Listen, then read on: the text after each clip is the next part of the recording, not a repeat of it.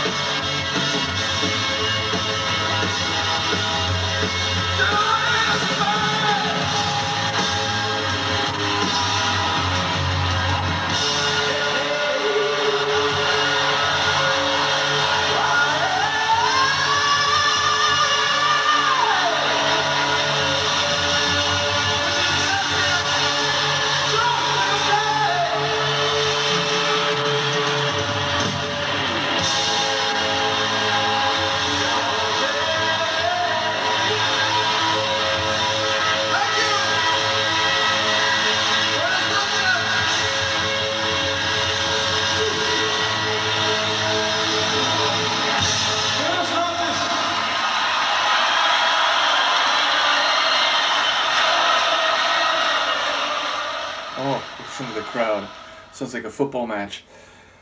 But yes, buenos noches to all you out there as well. That was awesome. That's like, you know, I've heard that song live in, I think, a few different recordings. But that's maybe the most, like, passionate and beyond the studio version I recall hearing. Now, admittedly, the unplugged version, which I feel like in fact, now I'm even second guessing myself. I'll hold off on that comment, but regardless, the 90s guitar here, the like 90s aha flavor to this, like it was more significant than I expected. I did expect it to have some guitar that, you know, surpasses the studio version, but it really did have some fire in a couple moments. The supporting vocals, it felt like they were a bit more energetic and even like flourished in one or two moments beyond the studio version.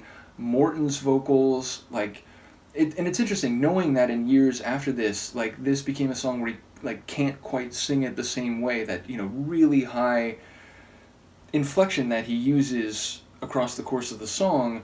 Here he's not only doing that, but there's some moments where he does hit, I think, some of the lines with a bit more fire, and then at the end, like, he really is like flourishing and ad-libbing and, you know, doing some of these like rhythmic non-verbal vocalizations that I found extremely compelling.